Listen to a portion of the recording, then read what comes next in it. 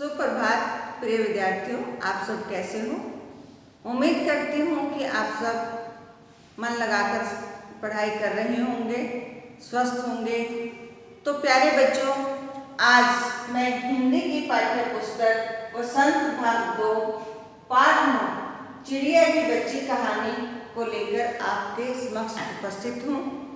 इस कहानी के लेखक श्री जयेंद्र कुमार जी हैं। इन्होंने इस कहानी में बताया है कि किस प्रकार एक चिड़िया को अपनी माँ से दूर सोने के महलों में अनेक सुविधाओं के बीच रहने का प्रलोभन दिया जाता है, पर चिड़िया इसे स्वीकार नहीं करती। चिड़िया को तो केवल आज़ादी और उससे भी ज़्यादा अपनी माँ प्रिय है। तो प्यारे बच्चों, आइए इस कहानी को पढ़ते हैं और इस कहानी में जो आपको कठिन शब्द बताए जाएंगे उन्हें रेखांकित करना और उनके साथ साथ मैं अर्थ भी बताऊंगी, उन्हें भी आपको लिखना है। आइए आप भी मेरे साथ इस कहानी को पढ़िए। माधव दास ने संगमरमर की नई कोठी बनवाई है। उसके सामने बहुत सुहावना बगीचा भी लगवाया है। सुहावना, सुंदर लगने वाला बगीचा भी लगवाया है। उनको कला से बहुत प्रेम है, धन की कमी नहीं है और कोई व्यसन छू नहीं गया है। व्यसन अर्थात बुरी कोई आदत उन्हें नहीं है। सुंदर अभिरुचि के आदमी हैं। अभिरुचि पसंद। फूल पौधे, रकाबियों से होजों में लगे फुवारों में उछलता हुआ पानी उन्हें बहुत अच्छा लगता है। रकाबियाँ कहा गया है कम गहरी प्लेटें और होज कहा गया है जो गहरे फुवारे लगे हों उनको। समय में भी उनके पास काफ़ी है। शाम को जब दिन की गर्मी ढल जाती है और आसमान कई रंग का हो जाता है, तब कोठी के बाहर चबूतरे पर तख्त डलवाकर मसनद के सहारे वह गलीचे पर बैठते हैं। चबूतरे कहा गया है एक ऊंचा सा स्थान बना दिया जाए। तख्त कहा जाता है जो लकड़ी का बेड होता है और उसके ऊपर मसनद कहा गया है एक गोल जो बड़ा सा तकिया लगा देते हैं। उसके सहारे वह गलीचे पर बैठते हैं और प्रकृति की छटा निहारते हैं और प्रकृति की छटा का सुंदरता को देखते रहते हैं। इनमें मानो उनके मन को तृप्ति मिलती है। ऐसा लगता है कि उनका मन वहाँ पर संतुष्ट होता है। मित्र हुए तो उनसे विनोद चर्चा करते हैं। वह जब मित्र मिल जाते हैं तो वह मित्रों के साथ क्या करते हैं, हंसी मजाक करते हैं। नहीं तो पास रखे हुए फरसी हुक्के की सटक को मुंह में दिए ख्याल ही ख्याल में संध्या को स्वप्न की भांति गुजार देते हैं। फरसी हुक्के की जो सटक है, जो नली होती है, उसको अपने मुंह में दबा लेते हैं और ख्यालों में शाम को स्वप्न की भांति गुजार देते हैं। आज कुछ कुछ बादल थे, घटा गहरी नहीं थी। धूप का प्रकाश उनमें से छन छन कर आ रहा था। घटा आसमान में छाए हुए बादलों को कहा जाता है। वो घने नहीं थे और धूप का प्रकाश उनमें से क्या हो रहा था, धीरे धीरे छन कर आ रहा था। माधव दास मसनद के सहारे बैठे थे। उन्हें जिंदगी में क्या स्वाद नहीं मिला, पर जी भरकर भी कुछ खाली सा रहता है। उस दिन संध्या समय उनके देखते देखते सामने की गुलाब की टहनी पर एक चिड़िया आन बैठी। आन का अर्थ होता है आकर बैठी। चिड़िया बहुत सुंदर थी। उसकी गर्दन लाल थी और गुलाबी होते होते किनारों पर जरा जरा नीली पड़ गई थी। पंख ऊपर से चमकदार स्याह थे। स्याह का अर्थ है यहाँ पर काले। उनका नन्हा सा सिर तो बहुत प्यारा सा लगता था और शरीर पर चित्र विचित्र चित्रकारी थी। चित्र विचित्र मीन्स अनोखी या अजीब सी तरह की चित्रकारी बनी थी। चिड़िया को मानो माधवदास की सत्ता का कुछ पता नहीं था और मानो तनिक देर का आराम भी उसे नहीं चाहिए था। तनिक का अर्थ जरा भी देर का आराम उसे नहीं चाहिए था। कभी पर हिलाती थी, पर अर्थात पंख, कभी फुदकती थी, वह खूब खुश मालूम होती थी। अपनी नन्ही सी चोंच से प्यारी प्यारी आवाज़ निकाल रही थी। माधवदास को वह चिड़िया बड़ी मनमानी लगी। उसकी स्वच्छंदता बड़ी प्यारी जान पड़ती थी। स्वच्छंदता मीन्स आज़ादी या स्वतंत्रता। कुछ देर तक वह उस चिड़िया का इस डाल से उस डाल पर थिरकना देखते रहे। थिरकना अर्थात खुशी से नाचना देखते रहे। इस समय वह अपना बहुत कुछ भूल गए। उन्होंने उस चिड़िया से कहा, आओ, तुम बड़ी अच्छी आई। यह बगीचा तुम लोगों के बिना सूना लगता है, अर्थात एकांत लगता है। सुनो चिड़िया, तुम बड़ी खुशी से यह समझो कि यह बगीचा मैंने तुम्हारे लिए ही बनवाया है। तुम बेखटके यहाँ आया करो। बेखटके मीन्स बिना किसी डर के यहाँ पर आया करो। चिड़िया पहले तो असावधान रही, फिर जानकर कि बात उससे की जा रही है, वह एकाएक तो घबराई। एकाएक का अर्थ है अचानक। फिर संकोच को जीतकर बोली, संकोच अर्थात शर्म को जीतकर बोली, मुझे मालूम नहीं था कि यह बगीचा आपका है। मैं अभी चली जाती हूँ। पल भर सांस लेने में यहाँ टिक गई थी। पल भर क्षण भर के लिए, थोड़ी देर के लिए सांस लेने में यहाँ पर टिक अर्थात रुक गई थी। एक मुहावरा भी है, सांस लेना अर्थात आराम करना। माधवदास ने कहा, हाँ, बगीचा तो मेरा है, यह संगमरमर की कोठी भी मेरी है, लेकिन इस सब को तुम अपना ही समझ सकती हो। सब कुछ तुम्हारा है। तुम कैसी भोली हो, कैसी प्यारी हो। जाओ, नहीं, बैठो, मेरा मन तुमसे बहुत खुश है। चिड़िया बहुत कुछ सकुचा गई, अर्थात बहुत कुछ शर्मा गई। उसे बोध हुआ कि यह उससे गलती तो नहीं हुई। बोध अर्थात ज्ञात होना, समझ में आ जाना कि वह यहाँ बैठ गई है। उसका थिरकना रुक गया। उसका जो इधर से उधर जो नाचना था वो क्या हो गया, रुक गया। भयभीत सी, डरी हुई सी वह बोली, मैं थक कर यहाँ बैठ गई थी, मैं अभी चली जाऊंगी। बगीचा आपका है, मुझे माफ करना, अर्थात मुझे क्षमा करना। माधवदास ने कहा, मेरी भोली चिड़िया, तुम्हें देखकर मेरा चित्त प्रफुल्लित हुआ है। चित्त अर्थात मन, प्रफुल्लित होना, खुश होना, प्रसन्न होना। मेरा महल भी सूना है। सूना अर्थात वीरान है, वहाँ कोई भी चहचहाता नहीं है। तुम्हें देखकर मेरी रागनियों का जी बहलेगा। तुम कैसी प्यारी हो, यहाँ ही तुम क्यों न रहो। चिड़िया बोली, मैं माँ के पास जा रही हूँ। सूरज की धूप खाने और हवा से खेलने और फूलों से बात करने मैं जरा थोड़ी सी घर से उड़ आई थी। अब सांझ हो गई है, अर्थात शाम हो गई है और माँ के पास जा रही हूँ। अभी अभी मैं चली जा रही हूँ। आप सोच न करें, अर्थात आप चिंता न करें।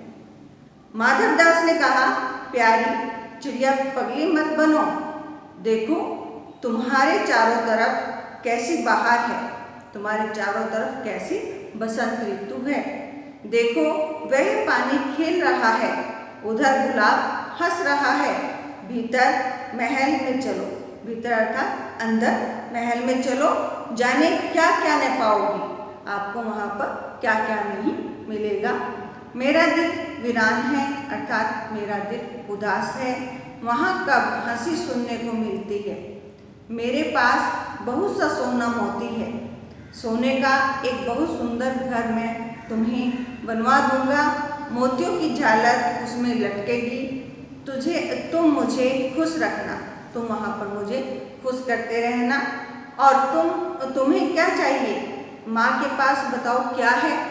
तुम यहाँ ही सुख से रहो मेरी भोली गुड़िया। चिड़िया इन बातों से बहुत डर गई।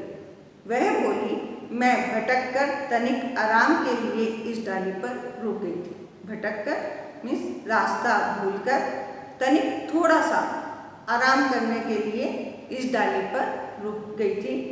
अब भूलकर भी ऐसी गलती नहीं होगी। मैं अभी यहाँ से उड़ी जा रही हूँ। तुम्हारी बातें मेरी समझ में नहीं आती हैं। मेरी माँ के घोंसले के बाहर बहुतेरी सुनहरी धूप बिखरी रहती है। बहुतेरी का अर्थ है बहुत ज़्यादा सुनहरी सोने जैसी धूप बिखरी फैली रहती है। मुझे और क्या करना है?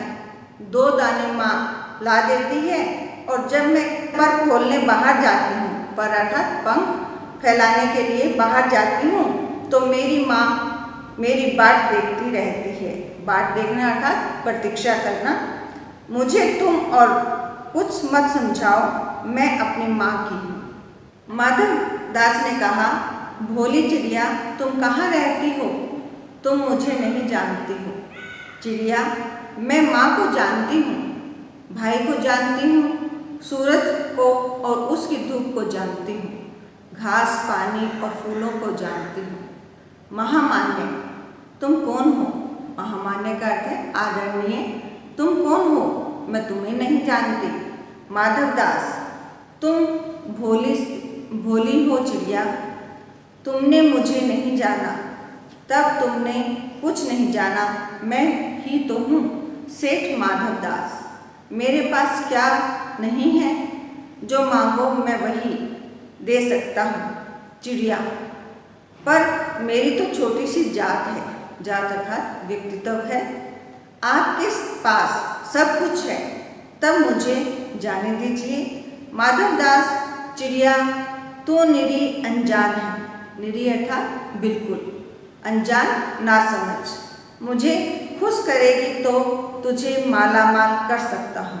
मालामाल अर्थात धनवान बना सकता हूँ। चिड़िया, तुम सेठ हो, मैं नहीं जानती। सेठ क्या होता है, पर सेठ कोई बड़ी बात होती होगी। मैं अनसमझ ठहरी। अनसमझ का अर्थ है अनजान। माँ मुझे बहुत प्यार करती है, वह मेरी राह देखती होगी। राह अर्थात रास्ता देखती होगी। मैं मालामाल होकर क्या होऊंगी? मैं नहीं जानती। मालामाल किसे कहते हैं? क्या मुझे वह तुम्हारा मालामाल होना चाहिए? सेठ, अरे चिड़िया, तुझे बुद्धि नहीं है, अर्थात तुझे समझ नहीं है। तू सोना नहीं जानती। सोना उसकी जगत को तृष्णा है कि जगत अर्थात संसार उसकी तृष्णा में रहता है। चाह में तृष्णा कहा गया है, चाह को। वह सोना मेरे पास ढेर का ढेर है। तेरा घर समूचा सोने का होगा। समूचा अर्थात सारा। एक ऐसा पिंजरा बनवाऊंगा कि कहीं दुनिया में न होगा। ऐसा कि तू देखते रह जाए। तू उसके भीतर थिरक फुदक कर मुझे खुश करियो, अर्थात तू उसके अंदर रहकर नाचना कूदना सब करके मुझे खुश करती रहना। तेरा भाग्य खुल जाएगा। तेरे पानी पीने की कटोरी भी सोने की होगी। भाग्य यहाँ कहा गया है किस्मत को। चिड़िया, वह सोना क्या चीज होती है? सेठ, तू क्या जानेगी? तू चिड़िया जो है। सोने का मूल्य सीखने के लिए तुझे बहुत सीखना है। बस यह जान ले कि सेठ माधव दास तुझसे बात कर रहा है। जिससे मैं बात तक कर लेता हूँ उसकी किस्मत खुल जाती है, अर्थात उसका भाग्य खुल जाता है। तू अभी जग का हाल नहीं जानती। जग अर्थात संसार। तुझे अभी संसार के बारे में नहीं पता। मेरी कोठियों पर कोठियाँ हैं, बगीचों पर बगीचे हैं। दास दासियों की संख्या नहीं है, अर्थात अनेक दास दासियाँ हैं। पर तुझसे मेरा चित्त प्रसन्न हुआ है। चित्त अर्थात मन खुश हुआ है। ऐसा वरदान कब किसी को मिलता है, ऐसा मुँह मांगी मुराद कब कोई किसी को मिल सकती है। री चिड़िया, तू इस बात को समझती क्यों नहीं। चिड़िया, सेठ मैं नादान हूँ, अर्थात मैं नासमझ हूँ, मैं कुछ समझती नहीं, पर मुझे देर हो रही है, माँ मेरी बाट देखती होगी, अर्थात माँ मेरी राह देख रही होगी। सेठ, ठहर ठहर, इस अपने पास के फूल को तूने देखा, यह एक है, ऐसे अनगिनत फूल, अनगिनत असंख्य, जिनकी गिनती ना की जाए, ऐसे अनगिनती फूल मेरे बगीचों में हैं। वे भांति भांति के रंग के हैं, वे तरह तरह के रंग के हैं, तरह तरह की उनकी खुशबू है, तरह तरह की उनके अंदर सुगंध है। चिड़िया, तैने मेरा चित्त प्रसन्न किया है। तैने मीन्स तुमने मेरे मन को खुश किया है, और वे सब फूल तेरे लिए खिला करेंगे। वहाँ घोंसलों में तेरी माँ है, पर माँ क्या है, इस बाहर के सामने तेरी माँ क्या है। बाहर अर्थात इस बसंत ऋतु के सामने तेरी माँ क्या है। वहाँ तेरे घोंसले में कुछ भी तो नहीं है, तू अपने को नहीं देखती, कैसी सुंदर तेरी गर्दन, कैसी रंगीन देहे, तू अपने मूल्य को क्यों नहीं देखती। मैं तुझे सोने से मढ़कर तेरे मूल्य को चमका दूंगा। मढ़कर मीन्स तुझे सोने में बनवाकर तेरी कीमत को चमका दूंगा। तैने मेरे चित्त को प्रसन्न किया है, तू मत जा, यहीं रहे। चिड़िया, सेठ मैं अपने को नहीं जानती, इतना जानती हूँ कि माँ मेरी माँ है, और मुझे यहाँ देर हो रही है। सेठ मुझे रात मत करो, रात में अंधेरा बहुत हो जाता है, अंधेरा मीन्स अंधकार बहुत अधिक हो जाता है, और मैं राह भूल जाऊंगी, और मैं रास्ता भी भूल जाऊंगी। सेठ ने कहा, अच्छा चिड़िया, जाती हो तो जाओ, पर इस बगीचे को अपना ही समझो, तुम बड़ी सुंदर हो। यह कहने के साथ ही सेठ ने एक बटन दबा दिया। उसके दबने से दूर कोठी के अंदर आवाज हुई, जिसे सुनकर एक दास झटपट बाहर आया। दास नौकर झटपट जल्दी से। यह सब क्षण भर में हो गया, क्षण भर एकदम जल्दी ही हो गया, और चिड़िया कुछ भी नहीं समझी। सेठ कहते रहे, तुम अभी माँ के पास जाओ, माँ बाट देखती होगी, पर कल आओगी न, कल आना, परसों आना, रोज आना। यह कहते कहते दास को सेठ ने इशारा कर दिया। इशारा अर्थात संकेत।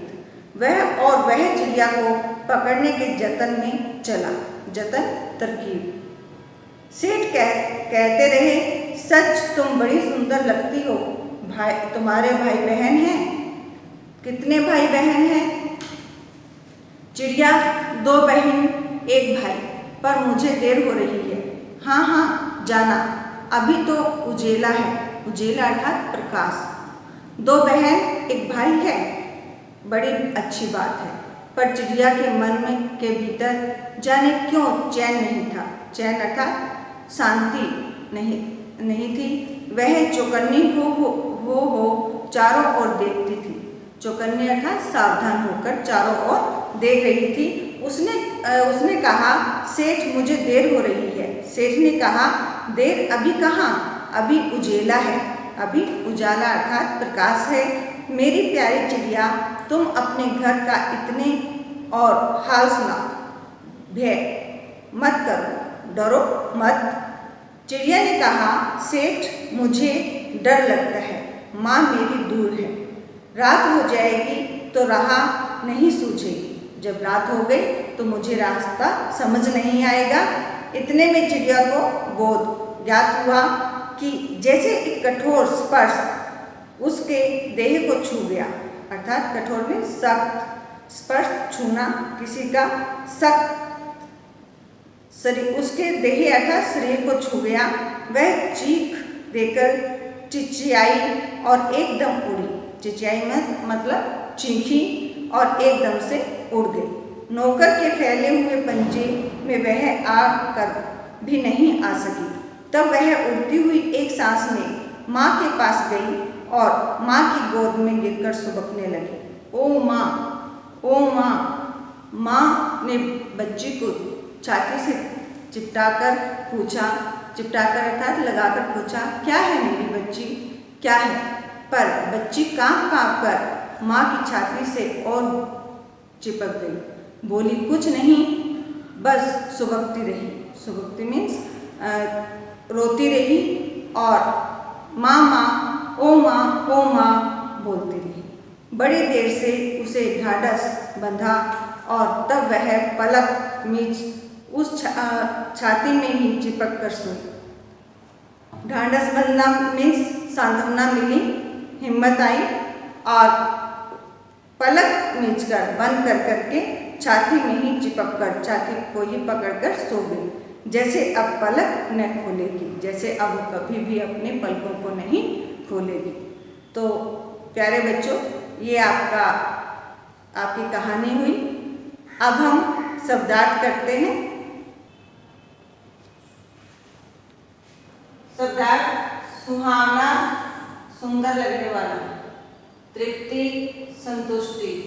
विचित्र, अनोखी। पर, पंख। पल भर, क्षण भर। तनिक, थोड़ा।